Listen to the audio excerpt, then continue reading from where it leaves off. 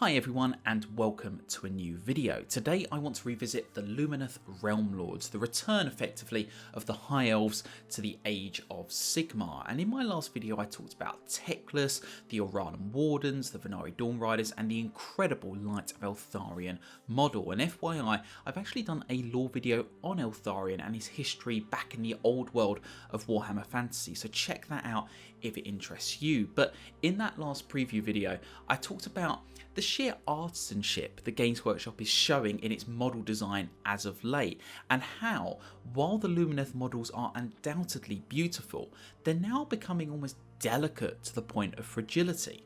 Now, we recently got to see the Alarith Stone Mage, and I think a lot of those comments can also apply to this model. It's an incredibly characterful centerpiece, there's no question about that, and it's eye-catching and also quite imposing given its size, but it's another incredibly fragile model. If we think about Teclis and Selenar, Teclis's cape is the main point of contact between the two models, and if you're anything like me, putting that into a case is going to be an ordeal because even the slightest pressure could just rip Teclis off of Selenar's body. And similarly here with the Stone Mage, there's a very thin point of contact between the model and its base, and don't get me wrong, it's beautiful from a design perspective, it looks great, but at the same time it could be more trouble than it's worth.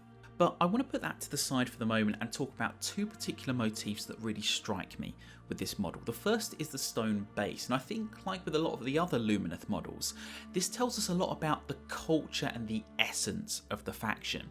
We have this waystone, a very calming centerpiece which just gives a sort of presence to the Lumineth, but in reality it's the raw power beneath the surface, the unseen, which is where a lot of their potency comes from. And I get a sense that it's a bit like an iceberg, in so much that the majority of the substance of the Lumineth faction is the stuff you can't see.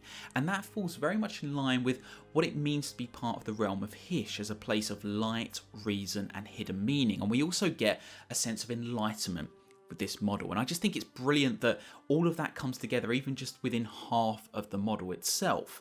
But also, if we think about this raw harnessing of energy, we have this plant life that is being almost sustained at the same time. We've got this, I think it's wheat, whatever it is, that has not been disturbed by this uplifting, and there's almost like a stewardship, a caring of nature at the same time.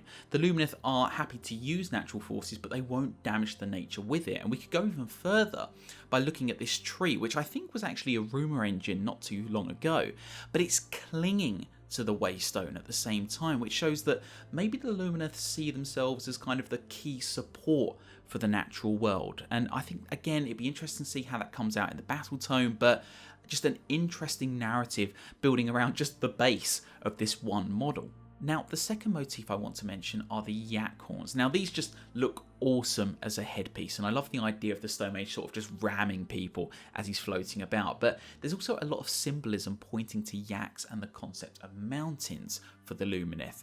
In particular, there's a banner that Games Workshop points to, it has a yak on it, and they go, what could this mean? And the reason I think it's actually significant is because when I was talking about the Dawn Riders, I pointed out the dragon on their banner and asked if it could be hinting towards the return of moon or sun dragons as monstrous creatures for the Lumineth. And this yak banner makes me wonder if we might actually see some sort of sun or moon yak as a monstrous creature, which would not only be awesome to see modelled, but it would also be far more unique in a game where already a lot of factions make use of draconic mounts and beasts. And it could also be a good hint of what's to come, since a lot of the animals we've seen associated to the Lumineth so far have actually been members of the Chinese zodiac. Remember, there's a strong Eastern influence with this faction, and we've already seen the dragon and the ox so far on banners. We've seen the horse appear in the role of the Dawn Riders, effectively.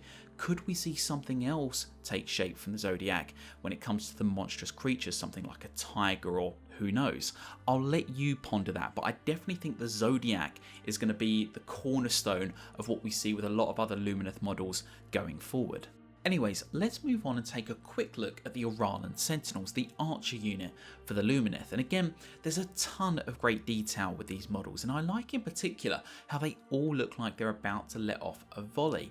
With a lot of other Games Workshop units, you can get models that kind of look a bit distracted or not focused on the conflict in front of them, but here they are all focused on the enemy, which is a great thing to see, or at least I personally think that.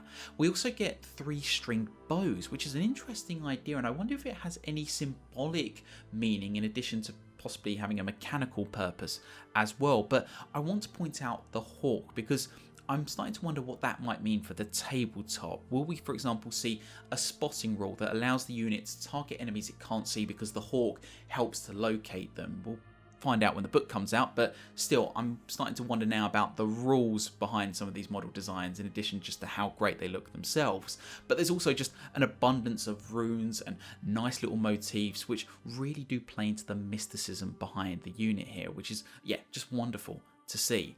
But in all, I don't want to repeat myself too much, because in my last video I covered a lot of the ornate design of these models. They are simply beautiful and superb when it comes to characterful playing pieces, and I think that's really all there is to say at this stage. Now, before I close the video off, I just want to cover 2 quick things. The first is that in one of the previews, we got a glimpse of a grieving female elf, which appears in the Exemplars of Lumineth article on the Warhammer community site if you're interested in checking it out.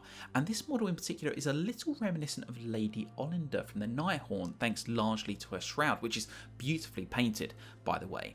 And my thinking is, could this be another spellcaster of sorts, or could it even be a buff hero, someone who rallies the troops around her, a bit like I think the Lady of the Lake from Bretonnia? I know she was a little bit different, but nevertheless that sort of sense of a female character who the troops gather around as they charge in. I literally have no idea, but it's a very subtle preview that might have gone under the radar for many. And we also saw a cauldron, which could be linked to her or another model altogether. It's very exciting to see these getting teased in an even more subtle way than usual, because they're not getting, big focus on the Warhammer community site. They're being leaked through these little articles, but hopefully we get to find out more in the coming weeks. And lastly, the other comment I want to quickly make is about Tyrion, because in the Dawn Rider Closer Look article, the designers talked about their pageantry and how their look is a careful balance between the Teclisian influences represented in the moon symbolism and the more militaristic Tyrionic influences shown in the symbolism of the sun. And you can see that balance quite nicely on their banner preview. So this makes me wonder, if both Teclis and Tyrion are influences for the Lumineth, could Tyrion also make a return at the head of a Lumineth army?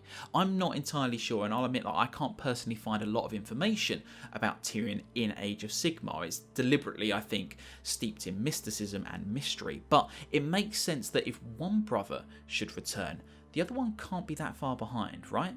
What do you think? Let me know your thoughts, not only to that particular question, but the whole Lumineth preview in the comments below. And I want to thank you very much for watching this video. Feel free to like and subscribe if you feel inclined. And I hope to see you in future videos, not only on the Lumineth previews and Age of Sigmar, but general Warhammer news and discussions. But until that next video, take care.